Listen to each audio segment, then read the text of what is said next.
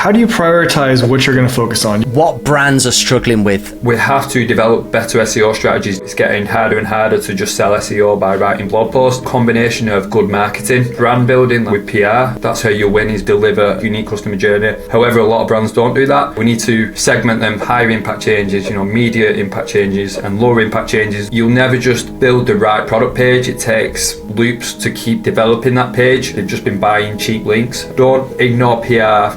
We've hit our 6-figure target, and that's what I'm going to be talking about in Cyprus, or the hurdles we've gone through. Want to attract and convert more leads? Want to learn how digital PR, branding, and SEO can establish and build your brand identity? Welcome to the Market Movers Building Brands and Links with Linkify podcast. We answer these questions and help you ramp up your brand visibility and credibility. Let's cut through the noise and make your business the talk of the town. We're your hosts, Nick and Chris. Let's get this show on the road.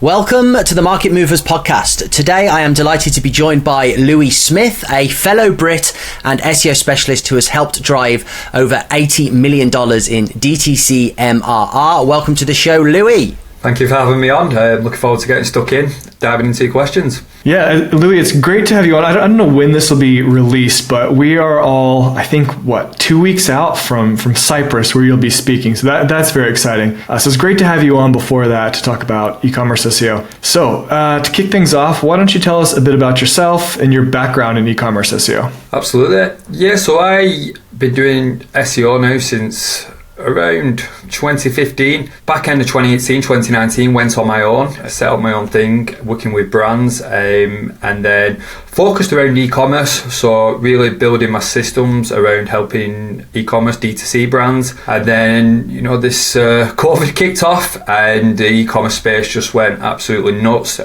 So I got to work with some incredible brands, really get stuck into developing my systems and also helping them develop their systems to ultimately drive more conversions through the website using SEO as a marketing channel. I've worked with over 10 years, probably towards 100 plus brands in the D2C space, and I sort of understand patterns across brands and what to look for in terms of quicker wins, quicker opportunities, usual typical errors in like crawling with D2C stores. So yeah, I'm here today, and as we know, Google's almost pushing into an e-commerce sort of front end themselves. When we look at Google page one, it's looking like a collection page more and more. So I'm excited, what's going to happen in 2025. Excited to move forward with brands and continue developing them systems, but really maximize the impact of what they can do on Google in terms of like Google Shopping, organic listings, etc. So yeah, I think I've drawn that one out a bit there, but I like that. No, I like the fact that you said Google is starting to look like an e-com set of collection pages, and yet you still said you were excited for 2025. So yeah.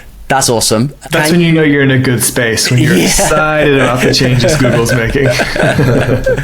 Why don't you talk to us then a little bit about what you're seeing in terms of what brands are struggling with in terms of SEO? Well, I still see a lot of brands, they'll reach out to me, they've been working with an agency. The main core of their SEO strategy has been writing blog posts. That is probably further away attributing to sales, well it is, than what a product page is. So this is why I say I'm excited, because it's almost, we have to develop better SEO strategies now to make sure they're maximizing transactional clicks from Google. And to do that, it's good marketing. So it's looking at the website as a whole. Does it match customer intent? Does it match customer journeys? Do we offer the right attributes on product pages? And are we really trying to build a conversion machine for our audience? And agencies now, to survive, and freelancers, consultants, they have to focus on that as a strategy for D2C brands, as opposed to, we know what's happening with AI, so it's getting harder and harder to just sell SEO by writing blog posts, because that is it's in a tricky place at the moment, as we know. So brands can't rely on just writing blog posts. They need to focus on the technical, stack, how they built, and again, matching them customer journeys, and that's what's going to make the difference moving into 2025. So with your SEO, it's almost, I see it as a real combination of good marketing, brand building with PR, and then really trying to build a brand, and when you do that, your SEO will do well.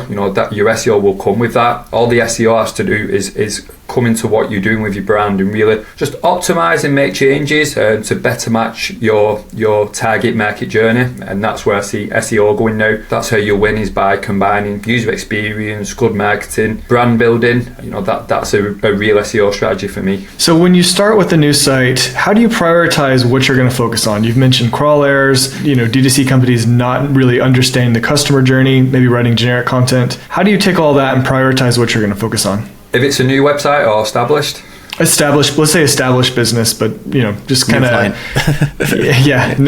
not really nailing the marketing. Yeah, so to give an example on this, I've recently helped a D2C brand, and they're doing over 50 million a year annually turnover, and that's through the website, so nothing back end, straight through the website. And I've done an audit for them, and the opportunities with SEO is insane, where they're just not really matching customer intents. When I go into a website, it's to say, do we cover everything with landing pages? Can we target all the different searches? I've got a bit deeper on that as an example. So if we have a website that sells shoes and they just have, a collection page, shoes, and that's it, a couple of other collection pages, you're not really targeting the different segments of the market, like running shoes, hiking shoes, sizes, attributes, brands, and the brand that really develops that customer journey by building out the new landing pages. That's how you quicker wins to say for traffic. And then you look at crawling. So Shopify comes with both, like you'll get .atom at the end of a URL,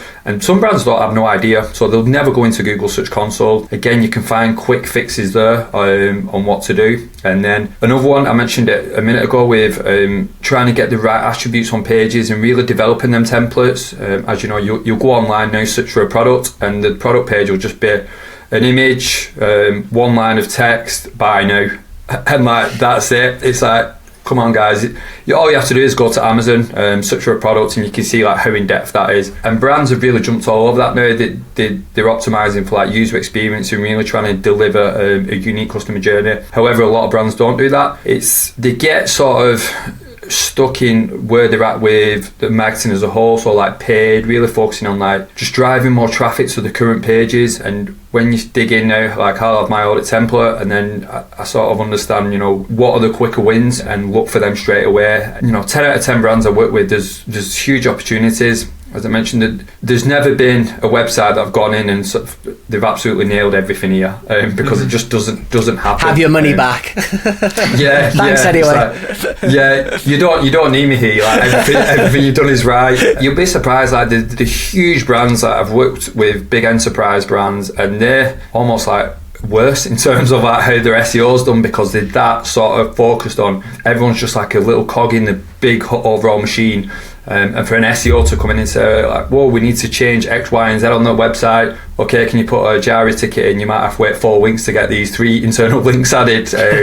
So it's understanding, how to optimize the bigger impact changes. And when I go into a brand and I say, right, okay, if we need to do an audit and look for opportunities, I tell them clear, I say, I'm not doing an audit to find errors and just ping you a load of 404s, redirects. I'm actually looking for opportunities. I don't want to go, here's 1,000 changes, go and do them. It's okay, we need to segment them, higher impact changes, media impact changes, and lower impact changes that we can do further down the line when the resources are in place. I'm fascinated 50 million annual brand could have so many opportunities. 2-part question. Firstly, is that poorly implemented SEO prior to you taking them on? I think you sort of allured to the fact that it was possibly lazy SEO on their side because they were comfortable with their other channels. And then in particular, for the example that you gave, the 50 million annual e-com brand, what attribution of their sales was coming from SEO as a percentage, and what did that look like after you'd implemented those changes? Yeah, so with the brand, to give you context, jumping straight in Search Console, and I'd probably say 90% plus of the non-branded traffic was coming through blogs. So I'd probably say 95. So 5% of that traffic is only being attributed to collections and products, and that was basically minimal. 5% is me being generous. There was basically nothing coming through. So how can a brand of this size, and bearing in mind, we all know, how powerful brand search is on Google. If there's IP addresses all over the US searching for your brand, like, it's a solid signal. So why is this brand that's getting thousands and thousands of brand searches every month, they're getting like insane amounts of traffic? So they've got PR, everything is in place. Like, how can they get no traffic to products and collections? It's because the journeys are not there. They've not optimized them. So what they've done as well in the navigation, so like creating filter pages, almost putting them in the navigation. So it's straight away setting yourself up for failure because you've not got dedicated landing pages to target them product searches. And that's them just not really stepping back, looking in, inside the box from outside it. And that's why, they'll get a fresh pair in, aka reach out to me or whoever it is, an agency, and just say, what's going on with their website, because they don't know. It just takes a bit of time to go into Search Console, remove like the brand, and just see what traffic we're actually getting to products and collections. And I think it's hard for a marketing manager to do that sometimes. For a marketing manager that's been pulled all over the place, they've got stuff going on every day to say, in fact, I want to go and audit Search Console today. I want to know how much traffic we're getting, because it's a whole new set of tasks that marketing manager has to work on. Yeah, that's one example, and it happens all the time. This is why I tell them now, like, if you're relying on 90% of your traffic to come to blogs, and say Google just goes full AI overviews next year, that's your traffic switched off overnight, and you're starting from trying to climb up against competitors and become the number one player in the market, when you can start doing that now, working towards becoming that player. So looking at blog content, I'm curious, how often do you see that as like a realistic channel for sales? So I think that the biggest focus for e-commerce companies is category pages, correct? Yeah, collection of PDPs, yeah. Okay, so how often, how important do you think the blog content actually is? I know a lot of people talk about creating supporting content that's more about building topical authority. Do you see a lot of D2C brands actually driving sales through their blog content? Yeah, blog content is still an amazing channel. You can still, the type of content you put out there, and it's very much niche specific as well. So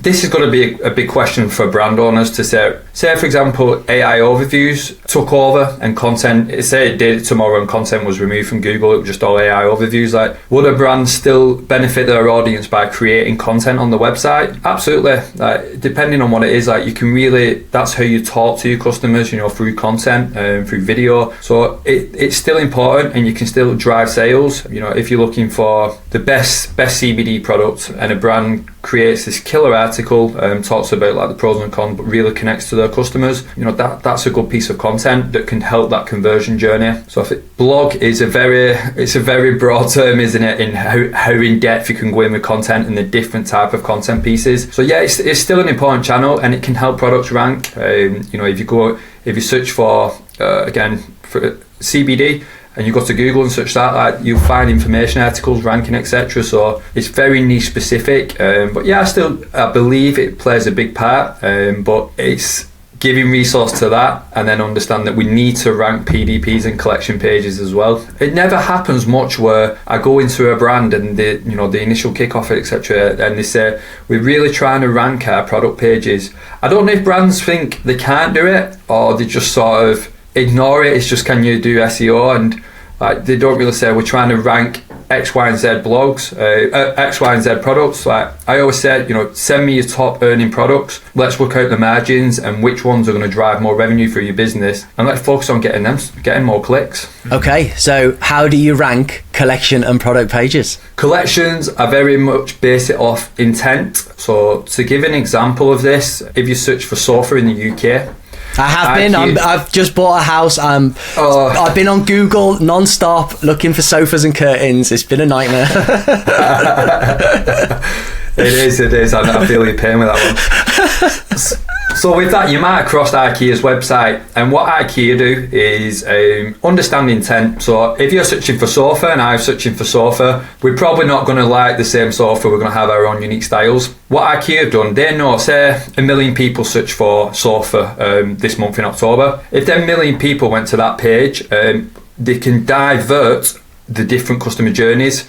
So they've got like the different styles, the sizes, the brands, and Google have the passage ranking where they understand segments of a page. So for me, when you're creating collections, it's you just have a collection with your product list, and are they sort of, when you look at the maths of it, it's are they the highest search products, keywords related to that collection page keyword, or can we break the intent of the page? So again, I got to CBD. CBD is very informational in terms of product searches, so we could have a subsection at the bottom of that where it'd have like the supporting articles, reviews, doctors' information. So that's how I would rank collections, is by intent and understanding what Google understands about that topic. If you search for a product page, there has to be the intent. Social proof is so huge, reviews, etc. Like, I've helped brands that are small, they've absolutely crushed reviews. They have thousands of reviews, and all they've done is put them on the website, and they seem to do well in search, because as a search engine, it's a no-brainer to say these guys have verified reviews. They must be doing something right with their product range. So that media as well. So high quality images. So reverse engineering what images are ranking. The big piece of the puzzle for me now is that many brands are not switched onto is Google Shopping. So Google Shopping is openly telling you what to put on your pages. You're missing X, Y, and Z in terms of attributes. They ask you about shipping, delivery, returns, and again, I'll go into a brand and they'll not. We've not looked at Google Shopping, like we never log in, and it's like, Jesus, like there's so much revenue just waiting in there. So there's different, it's breaking up your product pages, so it's looking at the attributes, it's looking at your media assets, are they matching user experience and what Google's wanting. If you go into like the health space, somebody's usually not ready to just buy a product in the health space, or are you offering that further customer journey at the bottom to say, if you're not sure about this product, like go and read X, Y, and Z. Just making sure we're covering that customer journey from top to bottom. I was looking at high top Converse the other day, and I went on the Converse website, and they've got like a super cool video where it's a guy and a girl wearing the high tops, and they're walking, they're smiling. That's a solid tick for a user experience. There's never, like when the case study I'm going to talk about, when we started it, like you'll never just build the right product page. It takes loops to keep developing that page. So you look at like heat maps, what customers are doing on a page. One of the killer sort of aspects of marketing with product pages and websites is actually watch video recordings, and 9 out of 10 brands don't do that. I don't meet many people that say I sat there for 2 hours watching video recordings this morning to see what people are doing on a page, because many people don't do it. But the information you can get on that is insane.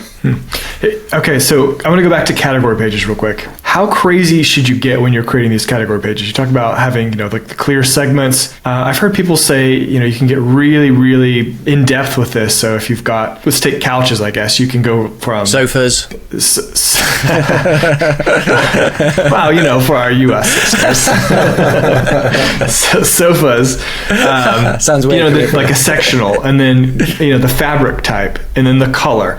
Do you go that deep when you're creating category pages? I always go off SERP intent. So there's tools now, isn't there, where you can just it'll take keywords and you can create 200 category pages overnight. I wouldn't necessarily just do that at a rate. I'd almost like drip them in and do the research around it. We can create them. So Google does seem to rank like when you're doing so like green sofa, red sofa, live sofa, corner sofa, as opposed to say one page that has filter pages off that. This is why I sort of base it off the 80-20 model or the 90-10. So which are our 10% of the website is bringing in traffic and revenue, and can we build off that with then related keywords. So that's going to like Google Search Console, understanding what keywords are related to them, and do we build new pages off them keywords. If we go to like, for example, with the sofa, if we look at search for green sofa, I think it'll probably show that like unique pages are ranking for it. By all means, we can create that. So when again it goes back to that like IKEA page. So if we're creating one hub page to match the different intents, it's right at the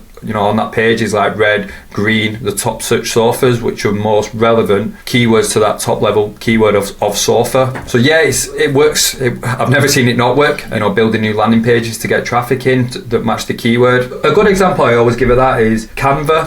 Canva have the business card design, where it's just, they could have had one page, business card design, but they built all these landing pages around it. Business card for gardeners, business card for like roofers, and it's problematic SEO, isn't it? And they just just drove all this traffic. So yeah, I do. I advise brands to build landing pages and really mature the website to grow and match them customer searches. And it's worth, I guess, doing some competition analysis as well to see what the competitors are doing. I'm interested in user experience because as somebody who has been actively in the depths of despair recently looking for sofas and curtains in Google, I can say, actually, and beds as well. So I was doing a search for beds recently. One of the worst websites, which actually I did end up purchasing the bed from this website, was beds.co.uk.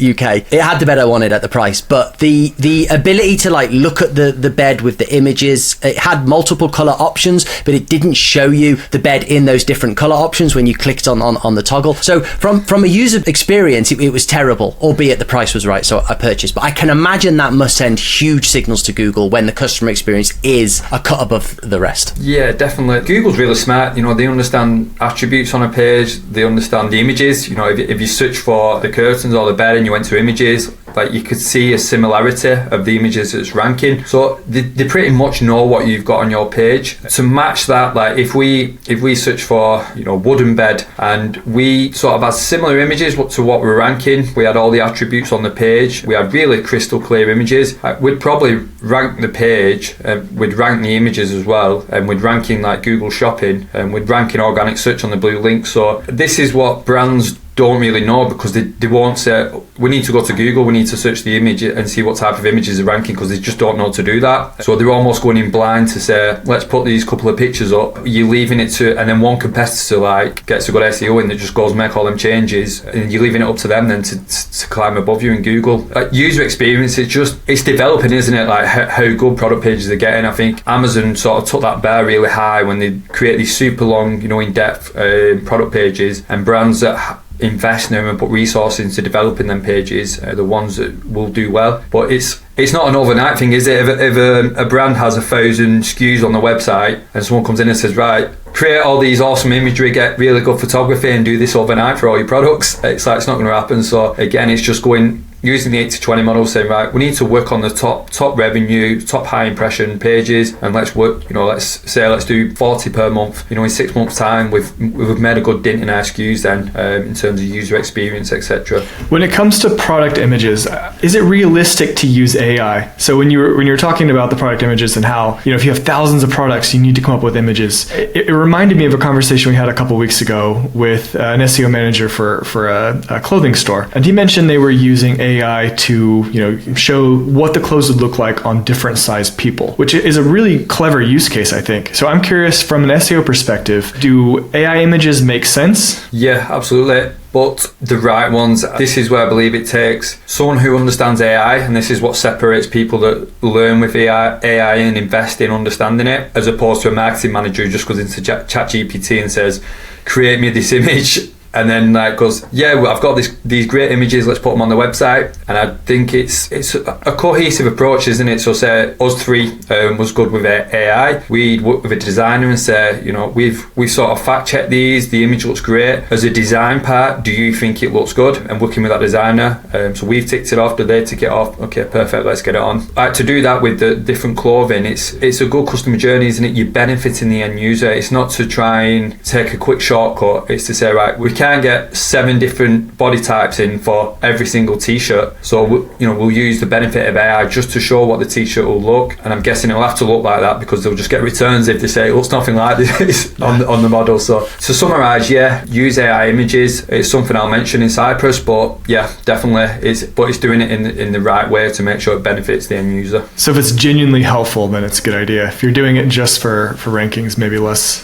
of a good idea. Yeah, like you see them all the time. You go to blog articles and you can see they've just used Midjourney and say, make this image and just put it straight on the blog. But you can tell what's an AI image. However, when you do it in D2C and you really sort of progress it, sometimes you can't tell. And again, the use case. So if it's like Nick said, this use case for this clothing store was they had the real images of the clothing products, but it was put on top of an AI image just to give you that shop look for what you shop or whatever it's called. So it really did have a purpose that was beneficial, I think, for the customer journey, the user experience, and so on and so on. You mentioned take an example of a brand that's got 1,000 SKUs and having to make these changes across a large list of pages. So what are your views on automating these processes? Maybe if we're dabbling in the world of programmatic SEO, then how do you see that versus actual manually doing these SEO changes?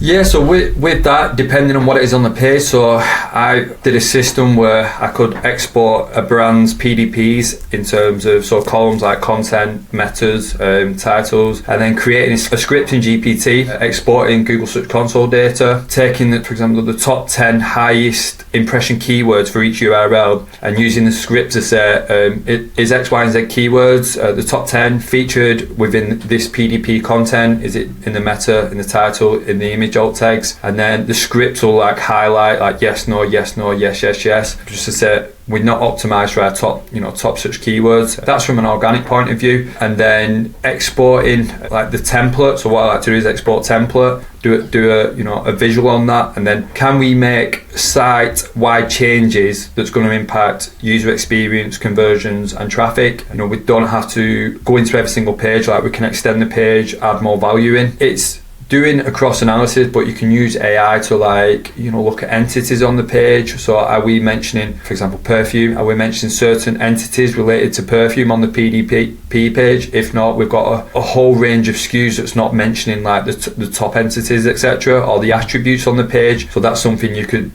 put in as a site-wide change. So yeah, it's being smart with the pages. It's either site-wide or do we go individually? It's what you're looking for on them, and then like especially in Shopify, you can do bulk edits where you can edit certain elements on a page. Templates as well, so you can say 5% of your revenue makers, PDPs, you can put a unique template for them and almost test the impact on that, as opposed to going and doing it to all of them. So you have the flexibility, and it's all on the brand as well, going into the resources to say, can we work on these pages? Are you happy for us to test this on, across 100 product pages and leave the other 900, etc.? And this is where you sort of getting into the size of the brand. It depends on who you're working with, because like some brands will say, especially enterprise, like we've not got time, so we have to be right. Your change request has to be like 85% plus sure that it's going to work. It's a fine balance. That's why you do small tests, I guess, before you ask for a big request. You have to know it works. So you mentioned using AI in that audit process, and you've mentioned AI a couple times in your process. So I'm curious, are there any other really interesting ways that you're using AI for marketing for D2C brands? So analysis of reviews as well. So loading in reviews and saying like, what's the common pain points? What's the sort of, what are customers raving about with our brand? And you can almost bring that in then into like the content on the website. You can put it into the marketing. Out of 10,000 customers, 90% said they was happy with X, Y, and Z, and you get that data then. Technical as well. So auditing like schema, what we're missing, how can we improve? Yeah, I use it for almost bouncing ideas off. So as I feed it information, it's almost learning how I work, and then I'll just bounce an idea off it. And for example, with the schema, and we'll grow something, and we'll just keep growing it. So I've built a lot of little systems, especially in like Google Sheets to audit pages, as I mentioned, like the keywords on pages, top revenue pages, using scripts for internal links. So I try, when it sort of come big last year, I wanted to get away from going in and saying write a blog post and rank it.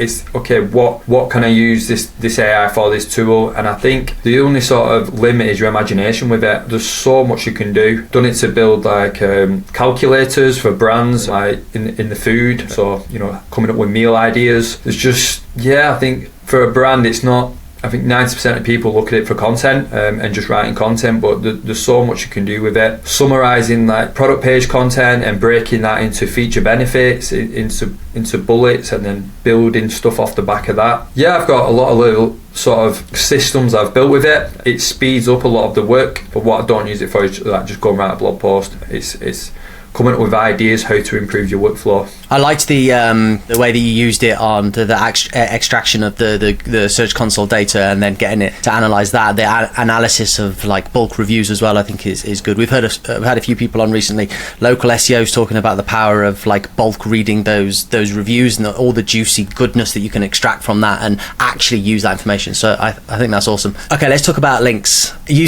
mentioned that SEO now, or e-com SEO, DTC SEO is about about brand building. You touched on digital PR being an important part of that. What sort of link building do you do for brands as part of a holistic SEO strategy? I'm sure you do more than just digital PR, but I'd like you to talk about that. Yeah, definitely. So links are, they're still one of the most important ranking factors, and a brand should be building links as the brand matures, the website grows. PR is one that it's I'd say in the last 2 years it's become more important than ever, and I think people are switching onto that now. And some brands still don't do it. They'll go and buy like cheap guest posts, and it's, why don't you save that budget and buy one PR campaign? You'd probably get more from that than buying cheap links over 12 months that wouldn't work. And definitely I'm going to talk about this on the case study in Cyprus. I noticed competitors did that. They've just been buying cheap links. So get PR right, get brand mentions, get Google crawling like big major seed sites in terms of like media sites. Your niche edits can play a part then. So niche edits being, if we're talking about perfume, for example, it'll be bloggers that mention perfume, brands within perfume, the big players, and get links on them. If it's a guest post, like try and get a guest post on a good site that's relevant to you. A guest post talking about perfume, guest post that's on a perfume site, and then as a new brand, you can build citations just to business, just to show Google that you are a real business.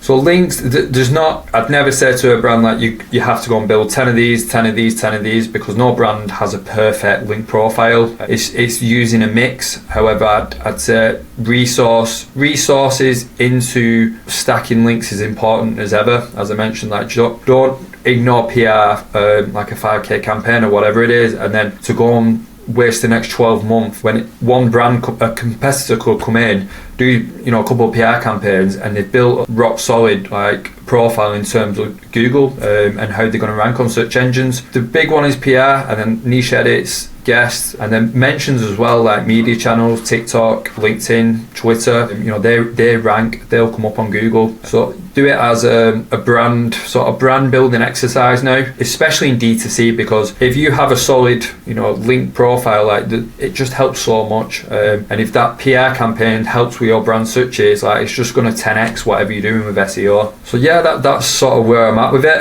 and it's working. That's what links are to me, and I just see it working time and time again for brands. I'm curious, with digital PR, do you find it's easy to get products featured? I feel like when we work with e-commerce companies, you have the ones that understand link building, and they're very interested in just getting featured in big publications. And then you have a lot that are like, oh, it's PR. I only want the journalist to talk about my product, which can be quite challenging. So I'm curious if you have strategies for getting the actual products featured in the press. Yeah, no, I agree on that. I agree. It's a lot more difficult to get products on, and I'll explain that to a brand.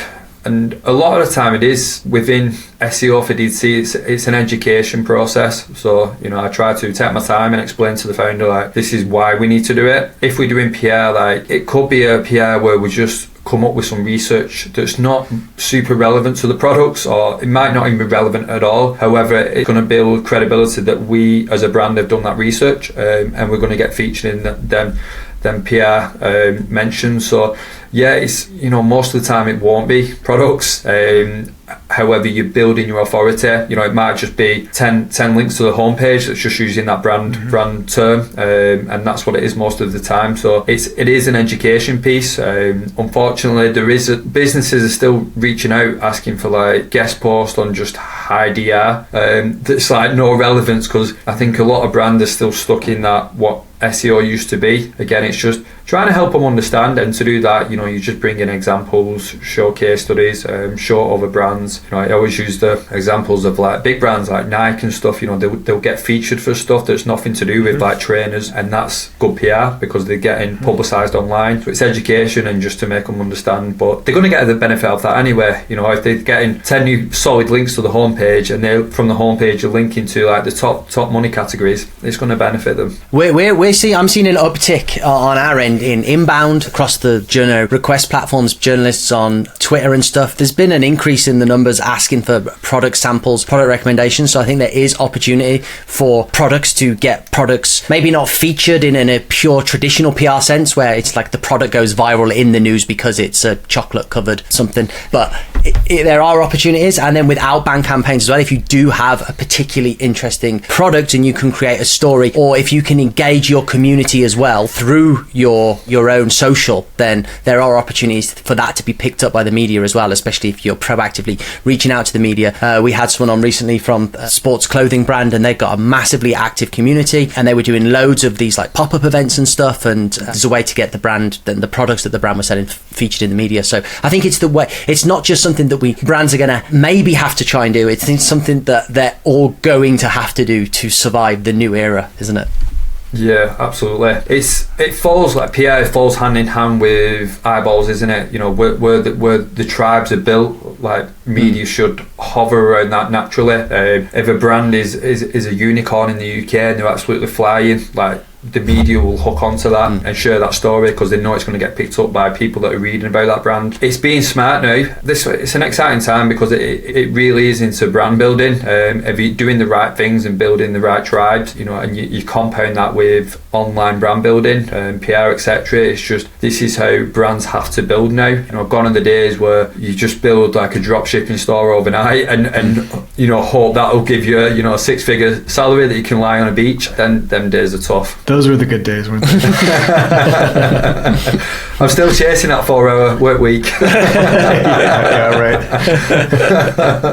All right, well, as we come towards the end of our talk, I wanted to see if you could give us a bit of a preview on what you'll be speaking about in Cyprus. So, as I mentioned earlier, we are heading to Cyprus. We'll try and get this episode out before Cyprus, but if not, we'll preface it with that you'll be speaking at our first conference we'll be holding in Cyprus. So, if you could, just give us a preview of what you're going to be talking about there. Yeah, so in Cyprus, I'm going to talk about how I had a phone call with a client of mine on a Friday night, just a catch-up call. The next morning, we decided to start this brand, and that was back in March 2024.